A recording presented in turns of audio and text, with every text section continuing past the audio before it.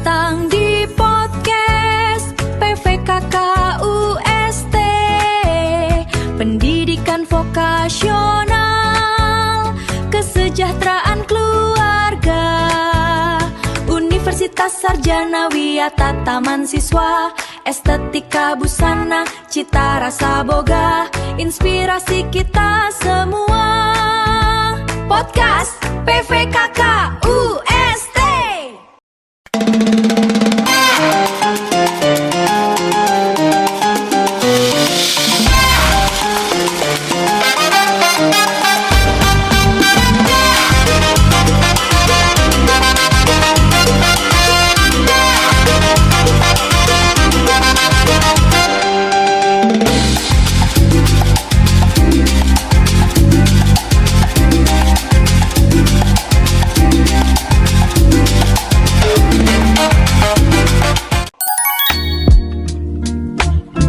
Semuanya, selamat datang di Fashion Podcast, yang dimana pastinya kita bakalan ngobrolin hal yang seru, relate, dan pastinya bakalan nambahin wawasan kalian, terutama di jurusan tata busana nih teman-teman.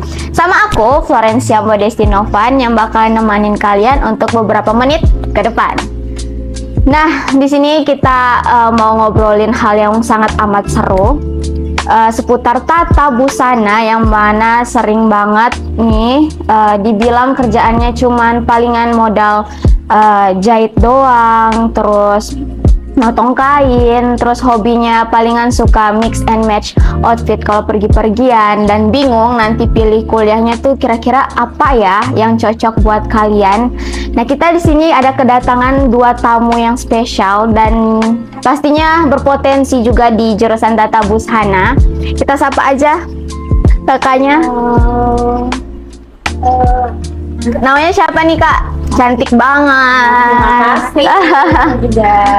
Ya, jadi mungkin perkenalan singkat dari aku dulu.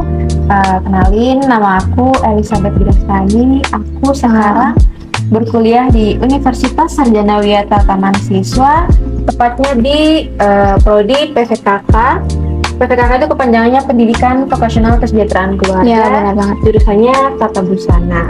Kakak cantik yang sebanyak lagi nih, kenalin. Nama aku Rosina Rera. Aku dari Universitas Sarjana Wiyata Taman Siswa, dan aku juga dari prodi PVKK. Oh wow. Jurusan Tata Busana. Dan kita juga udah kebetulan sekarang sedang menempuh semester 6. Semester 6 udah tingkat atas banget itu guys. Apa kabarnya nih? Apakah lagi dikejar deadline atau apa kabarnya, gimana sekarang? Untuk sekarang kesibukannya apa ini? Kebetulan dikejar deadline tugas. Iya, apalagi ini kan lagi minggu-minggu UAS ya, jadi kita lagi hektik banget sama deadline tugas yang menumpuk ya. Tapi bisa happy banget ya. Bisa happy nggak nih kalau diundang kita ke sini? Happy dong pastinya. Terima kasih banyak ya kakak udah nyempatin waktunya buat datang ke sini di sela hektiknya tugas, dimana masih harusnya sibuk dengan kain, benang, mesin jahit, terus pontang-panting dikejar deadline UASnya, praktik-praktiknya juga pasti banyak ini kan. Boleh dong kak, kalau disibuk semester sekarang ini, nanti bakalan fokusnya kemana kalau misalnya udah naik ke semester selanjutnya? Kira-kira ada gambarannya? Kalau kami sih kan nanti masuk semester 7 kan. Nah, selama libur itu kami fokusnya ke magang industri. Wow. Kami udah masuk di magang industri. Jadi setelah magang 3 bulan, itu kami langsung ke karya cipta. Itu tugas akhir untuk jurusan tata busana dan tata boga. Jadi kita kalau karya ciptanya itu jadi selama satu semester itu, selama satu semester 7 itu hasil akhirnya ya karya cipta. Setelah UAS ini langsung berarti ya. Nah kak, sebelum kita masuk lebih dalam tentang dunia perkuliahan jurusan tata busana ini, aku mau minta sarannya kakak, terus kalian meluruskan nih, karena kan di luar sana itu banyak banget pandangan-pandangan negatif, terus stigma juga tentang anak-anak jurusan tata busana. Banyak banget orang yang bilang kalau misalnya masuk ke jurusan tata busana itu cuman modal jahit doang, pasti juga anak busananya nggak terlalu pintar, hanya bisanya match matching outfit buat pergi ke kampus doang, harus fashionable setiap hari untuk pergi kampus. Itu menurut kakak gimana? Itu mitos atau fakta nih untuk seorang mahasiswa tata busana, apalagi yang udah semester tingkat atas yang pengalamannya banyak banget gitu? Oke, baik. Jadi langsung aja kita jawab ya. Jadi pastinya pikiran ini tuh udah sering terlintas di pikiran banyak orang, apalagi kalau dengar jurusannya itu tata busana, pasti ya nggak lain dan nggak bukan berhubungannya sama jarum dan mesin jahit. Padahal sebenarnya yang terjadi kalau nantinya teman-teman masuk ke dunia tata busana itu lebih kompleks lagi, kita lebih luas lagi. Jadi kita nggak cuman sekedar megang jarum dan benang aja, tapi lebih luas lah dari yang teman-teman bayangkan. Mungkin Kak Vin bisa cerita sedikit. Apalagi kan kita di prodi PPKK, Pendidikan Vokasional Kesejahteraan Keluarga. Ya. Berarti kita sebagai pendidik juga di sini. Betul. Kita bukan cuma belajar tentang teknik jahit, teknik ini Membuat pola, tapi di sini kita juga belajar tentang mengajar, Mendidik seorang siswa. seorang anak.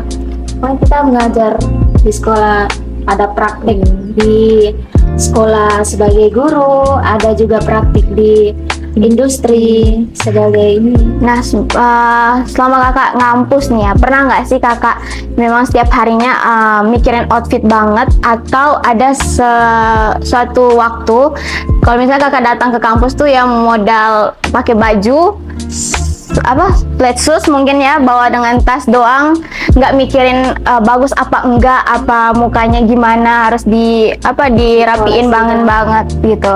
Pernah nggak? Oke, jadi ini menarik banget dan mungkin perlu diluruskan oleh kita ya. Jadi kalau orang-orang dengar apalagi tentang fashion student ya, tentang mahasiswa tata busana, pasti yang dipikirannya, wah kalau ke kampus nih pasti outfitnya kece-kece nih. Iya. Pasti wah outfitnya bagus-bagus. Padahal sebenarnya yang terjadi di lapangan adalah kalau kita udah masuk ke jurusan tata busana itu tuh udah nggak ada lagi di pikiran kita itu outfit. Apalagi di semester atas ya. Yang dipikir itu cuma tugas, deadline, udah itu aja. Jadi mungkin ya sebagai mahasiswa terutama tata busana mungkin ada beberapa waktu kita tuh kayak mau mix and match outfit buat ke kampus gitu ya. Ya mungkin Buat naikin mood juga ya, biasanya kalau misalnya mikirin outfit ke kampus ya itu ada beberapa saat kita emang ke kampus dengan outfit yang prepare, tapi kalau udah berhubungan sama tugas nih ya, kadang nggak kepikiran buat sekedar nyentuh air aja, yang penting tugas udah selesai, udah apalagi deadline-nya kayak udah mendekati jam yang ditentuin, pasti kita langsung berangkat aja. Apalagi kalau nggak tidur itu ya. Dengar itu guys, kalau misalnya masuk di fashion student, kita tuh nggak mikirin cuma senang-senang aja terus mikirin outfit buat pergi kampus doang, tapi tuh ada banyak banget proses di dalamnya.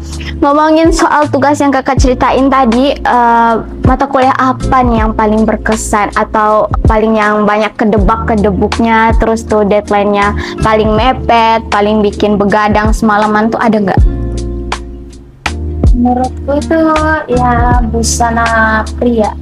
Pria. Kita buat ini kan, jaket dari jaket. kain perca. Oh ya, kayak gini. Oh ya, wow. Kain perca. Jadi kayak kita bingung nih mau modelnya gimana, terus kita bingung juga mau cari kain perca untuk denimnya gimana kan. Apalagi kita pecah pola, aduh itu sangat-sangat rumit menurutku ya. Pecah pola, pecah juga kepala kita ya biasanya ya. Nah, jadi itu mata kuliahnya ada di semester 5. Aduh, wow. Dan semester 5 itu emang semester yang paling rumit. Ya, menurutku paling berat ya, dan untungnya udah aku lewatin dengan baik. Karena itu ada namanya mata kuliahnya itu busana wanita sama busana pria. Jadi kita dua matkul itu kalau disatuin tuh wah udah pecah kepala gitu ya, dan beruntungnya bisa dilewati ya. Terus kalau misalnya ukuran itu kita ngambil ukuran siapa biasanya? Kalau busana pria, busana wanita. Oke, jadi busana pria sama busana wanita itu khususnya untuk wanita dewasa sama laki-laki dewasa. Nah, biasanya kalau untuk busana wanita sendiri itu kita pakainya ukuran tubuh kita sendiri. Kalau untuk busana pria itu biasanya kita ambil ukurannya bisa dari ayah ataupun saudara laki-laki kita, atau mungkin ada yang punya pacar mau dijahitin buat So pacarnya. sweet sih ya kalau misalnya untuk pacar. Berarti itu kalau misalnya kita bikin pola salah satu senti aja itu pastinya bisa bikin fatal. Apalagi kalau misalnya 1 senti berapa? tengah mili aja tuh pasti berpengaruh.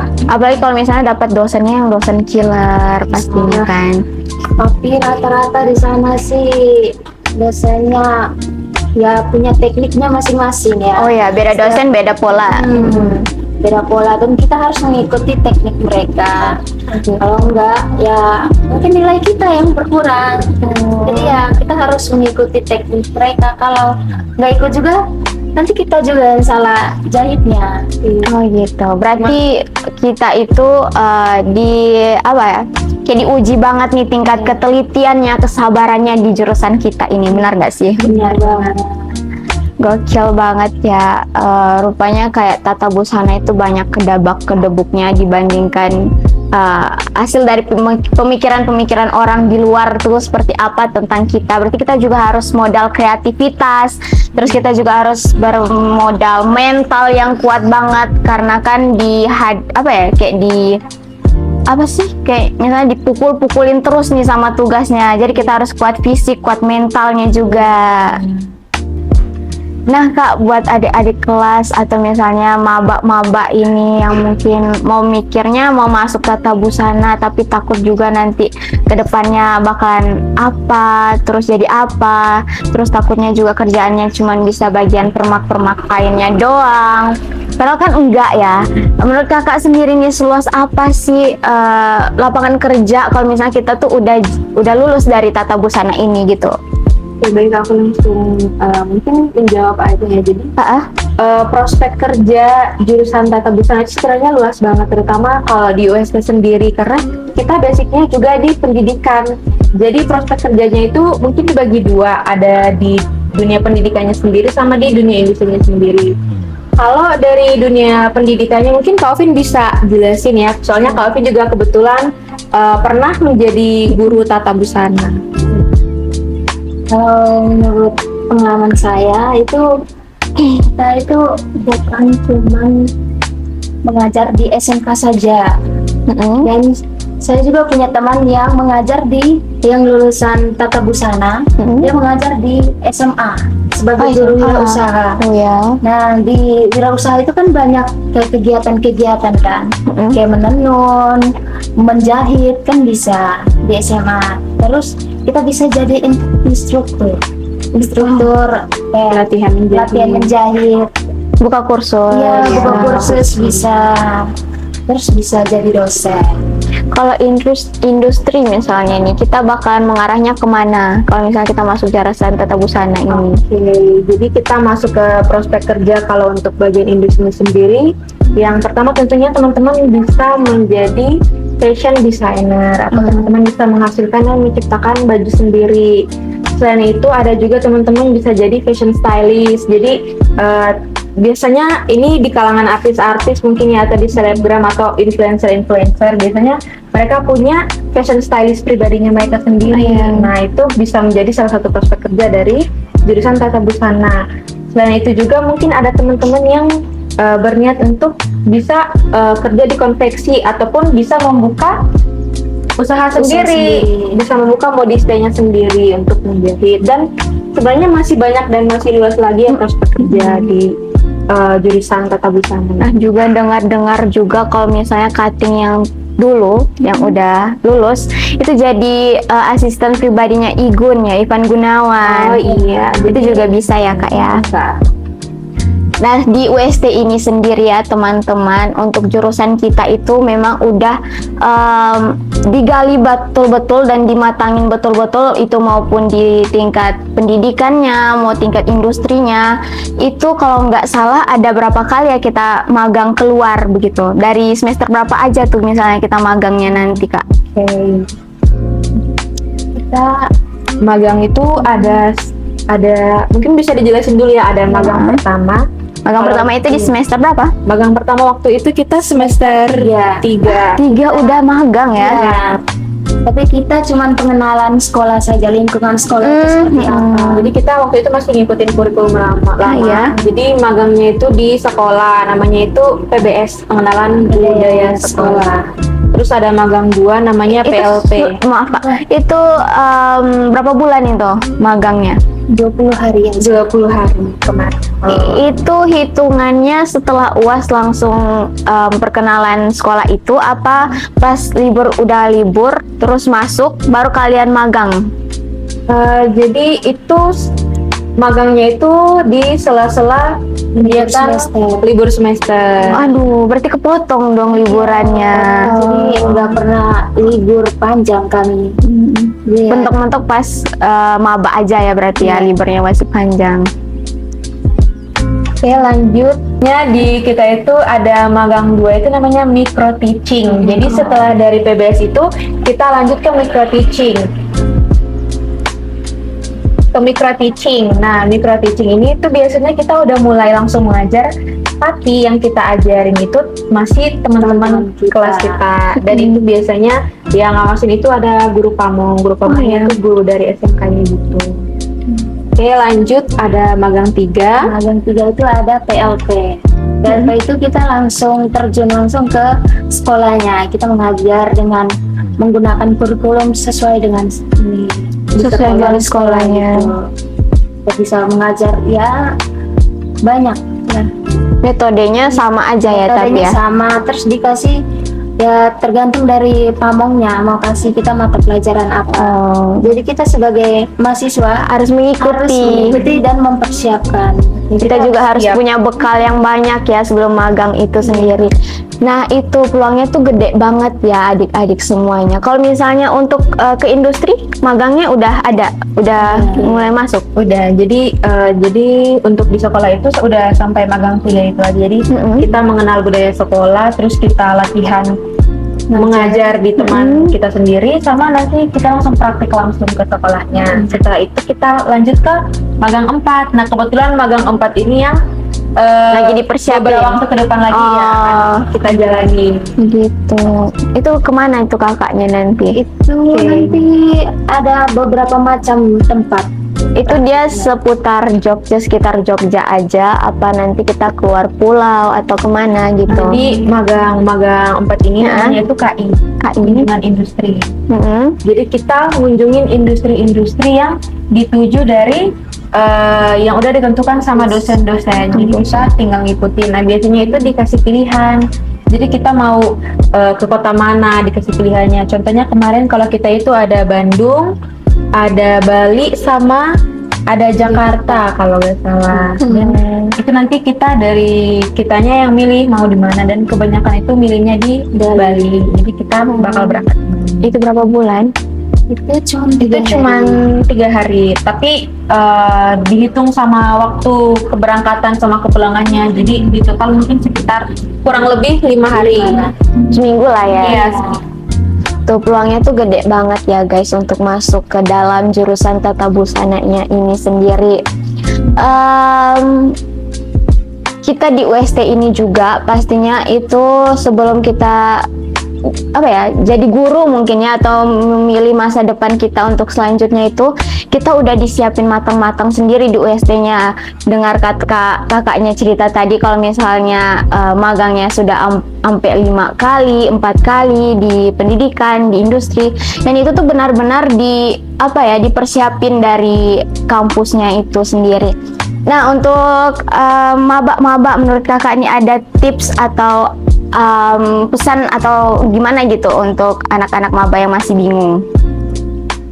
Aku sih pesanku, kan kita nih banyak tugas kan, banyak praktek. Jadi menurutku ya jangan ditunda-tunda.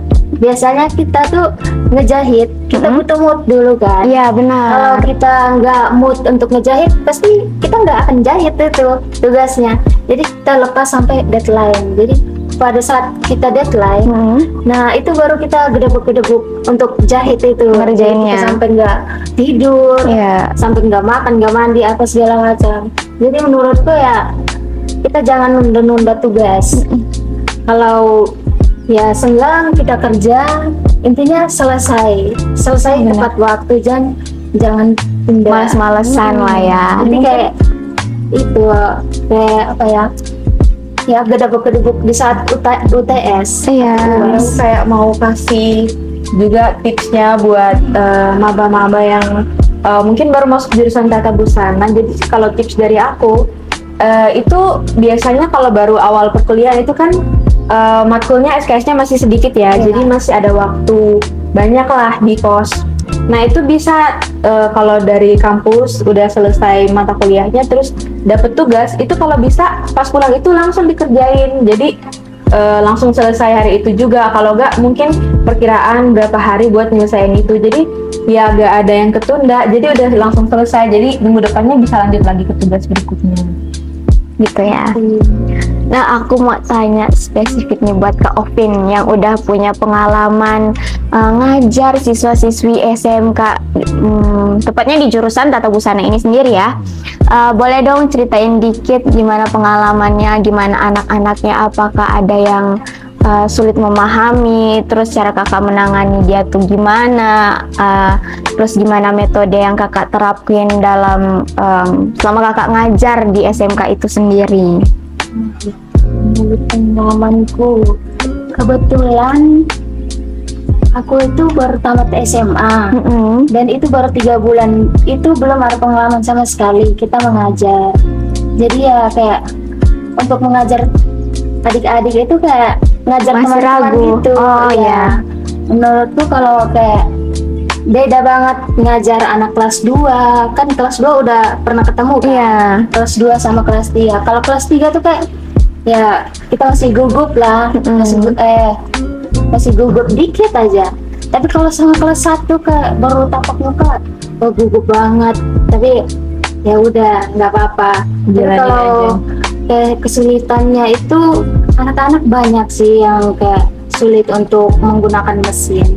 Tapi kalau kan saya pendekatannya sebagai teman gitu. Oh iya. Jadi mereka lebih santai, lebih cepat mengertinya. Malahan ya Kak, menurut pengalaman aku juga nih, kalau misalnya sama guru yang lebih friendly ke muridnya, mereka tuh kayak ngerasa seenaknya aja ke guru gitu. Mereka tuh kayak lebih ya udahlah, kalau misalnya tugas ini ya udah biarin aja, kan ibunya juga baik, nanti bisa kok dikasihin nilai bagus gitu. Menurut kakak gitu nggak selama kakak ngajar?